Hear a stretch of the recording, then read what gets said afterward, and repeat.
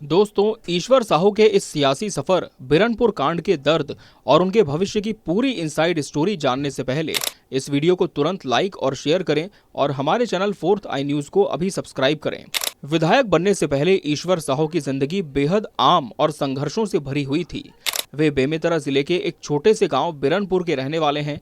सियासत से उनका दूर दूर तक कोई नाता नहीं था। वो एक बेहद साधारण ग्रामीण और दिहाड़ी मजदूर थे जो मिट्टी का काम करके, कुआं खोदकर और किसानी करके अपने परिवार का पेट पालते थे। उनकी जिंदगी में सब कुछ सामान्य चल रहा था, लेकिन अप्रैल 2023 में उनके गांव बिरनपुर में हुए एक खौफनाक सांप्रदायिक बवाल ने उनकी पूरी दुनिया उजाड़ कर रख दी।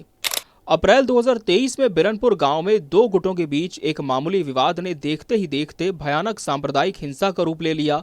इस खूनी बवाल में ईश्वर साहू के 22 साल के युवा बेटे भुवनेश्वर उर्फ भुवन साहू की भीड़ ने बेरहमी से हत्या कर दी। इस घटना के बाद पूरे छत्तीसगढ़ में भारी उबाल आ गया। विश्व हिंदू परिषद और बजरंग दल ने प्रदेश भर में प्रदर्शन किए। इंसाफ के लिए भटक रहे एक बेबस पिता के आंसुओं को बीजेपी ने एक बड़े पॉलिटिकल नैरेटिव में बदल दिया। बीजेपी ने तत्कालीन भूपेश बघेल सरकार पर तुष्टीकरण का आरोप लगाया और एक बड़ा मास्टर स्ट्रोक खेलते हुए 2023 के चुनाव में साजा सीट से किसी दिग्गज नेता की बजाय सीधे भुवन के पिता ईश्वर साहू को मैदान में उतार दिया। ये चुनाव सिर्फ दो पार्टियों की जंग नहीं था, बल्कि एक पीड़ित पिता के न्याय की लड़ाई बन गया। जनता की भारी सहानुभूति यानी सिंपैथी वेव ने काम किया और एक दिहाड़ी मजदूर ने कांग्रेस के सबसे कद्दावर मंत्री रविंद्र चौबे को 5000 से ज्यादा वोटों से धूल चटा दी। अब सवाल आता है कि विधायक बनने के बाद ईश्वर साहू की जिंदगी और साजा का माहौल कितना बदला है और क्या जनता उनसे खुश है। ग्राउंड रिपोर्ट की माने तो ईश्वर साहू आज भी अपने रहन सहन में बेहद साधारण हैं। वो आज भी कुर्ता पैजामा पहनते हैं और आम लोगों के बीच आसानी से उपलब्ध रहते हैं। लेकिन जब बात प्रशासनिक काम और विकास की आती है तो तस्वीर थोड़ी अलग नजर आती है। साजा विधानसभा हमेशा से एक वीआईपी सीट रही है, जहां रविंद्र चौबे जैसे दिग्गज नेता ने विकास का एक बड़ा ढांचा खड़ा किया था। अब साजा की जनता ईश्वर साहू से भी उसी रफ्तार से सड़कों, पुल पुलियों और रोजगार जैसे विकास कार्यों की उम्मीद कर रही है। एक गैर राजनीतिक और साधारण पृष्ठभूमि से होने के कारण ब्यूरोक्रेसी यानी अफसरशाही से काम निकलवाना उनके लिए एक बड़ी चुनौती साबित हो रहा है।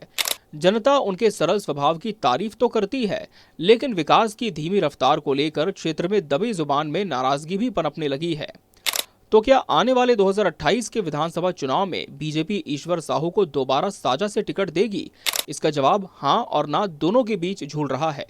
बीजेपी का संगठन किसी भी सिटिंग विधायक को टिकट देने से पहले कड़े जमीनी सर्वे करवाता है। 2023 में ईश्वर साहू की जीत पूरी तरह से बिरनपुर कांड की सहानुभूति पर टिकी थी, लेकिन राजनीति का कड़वा सच है कि लहरें वक्त के साथ शांत हो जाती हैं। 2028 में साजा की जनता उन्हें सिंपैथी पर नहीं बल्कि परफॉर्मेंस के आधार पर वोट देगी।